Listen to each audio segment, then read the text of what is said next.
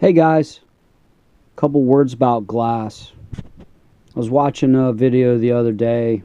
The gentleman was rolling through a thrift store, and he said the only problem with glass is that it breaks, and he completely skipped it, and then he went on to look for what he looked for. And I painfully watched, and at the end he had a bunch of low-end, long-tailed merchandise. But I haven't given up hope with him. He's young and ambitious. Nobody's going to be a Jedi Knight in this game because you'd have to know everything about everything, and that's just not going to happen in this lifetime.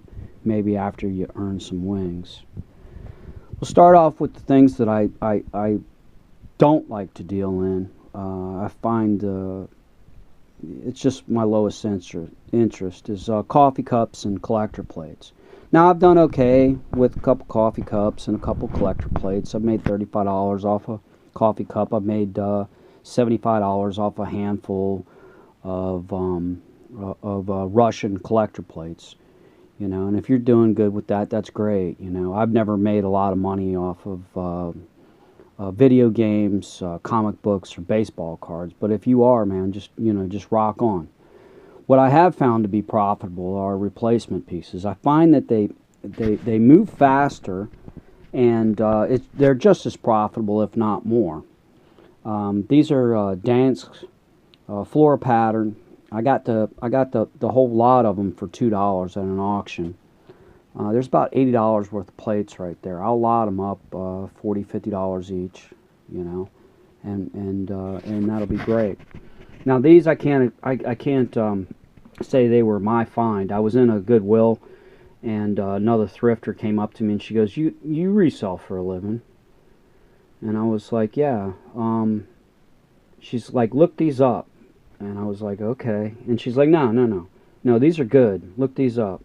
Well, I was busy in the middle of something, and then I did look them up, and it was probably a good thing that she wasn't standing there when I did research them. I paid $20 for them. I'm into them. I probably would have given her a kiss smack dab on the lips. I'm $20 into them. I've made $600 already. I got about another $200 to go. They're Shelley fine bone china. They're made in England. Yeah, the little ones I'm selling for $20 to $30 a piece. The big ones are selling for 40 or 50. I'll be sad when they go. The glasses, I got 20 something of them at one time. I paid about $1 a piece. I've been selling them for $15 to $20 each. They are Villeroy and Boch. What I liked about them, there you go. Let's bang them together. The base is a different color than the stem, and then the glass. It's a multi-stage process, obviously.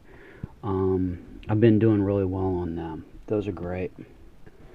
Decanters. Now we're starting to get into some stuff that I really like. I've done well on decanters. That one's worth about $40 or $50. Paid a couple dollars for it. It's made in Norway. When you're looking at crystal, clear cut crystal, look for a seam. High quality cut crystal doesn't have a seam. And then check it out in natural sunlight because it'll refract. You'll see little rainbows all over the place, and the quality of the crystal will be represented in how good the rainbows show up, as best I can say. Vases. I've done with the decanters. I've gotten I've gotten a Lalique. I've gotten a Waterford. The Lalique was pretty plain Jane. Made like $50 off of that. The Waterford, I've gotten a number of those, $30 or $50 a piece. The vases there, those are two sad, sorry examples right there. The one on the left is a Murano, made in Italy. The one on the right is a Balique, made in Ireland. I'm not going to downplay those names, though. I have done good with those names. That ashtray right there is Murano. And I've gotten a vase by Murano, and I've sold a number of their figurines. And I've done fairly well.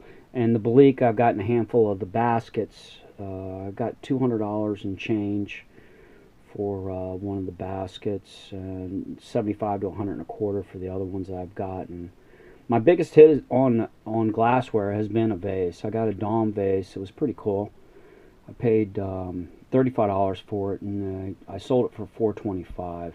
It was pretty early on doing glass, and I was really nervous about it. And I ended up, I packaged it up to the point where I thought that I could probably drop kick it into the middle of a parking lot, and it would still be fine. Of course, I watched it entirely on its way to see that it arrived, and when it did arrive, I messaged the buyer and asked if it was, if she liked the purchase that she had got, and she was out on a cruise, and she said she knew that it arrived, but she'd leave me feedback after she had taken a look at it. So I lost a couple more hours of sleep. The art glass paperweights. One of the things to look for when you're looking at art glass paperweights is pretty easy. Flip them over and see if they're signed. Sometimes most of the times they're signed on the bottom, but some of them are signed along the bottom edge. A good quality piece that's signed. I've always gotten at least $20 or $25 for. I've gotten as high as 75 or 80 on signed paperweights. Now, to beat my record of my highest sale price on a single piece of glass is right there. Now, I've gotten one of these before. I had one. I paid $15 for it, and I sold it for $2.75. But it had scratches all over the bottom, and it had a couple flea bites on it and one chip. And when you're looking at this high end of crystalware, condition is everything. By the way, this is a Steuben. It's an excellent piece as far as I'm concerned. I should get about $600 or $700 for this piece. It's in flawless condition. Sailboat. Anyways, I hope you got something out of this video. I thank you for watching.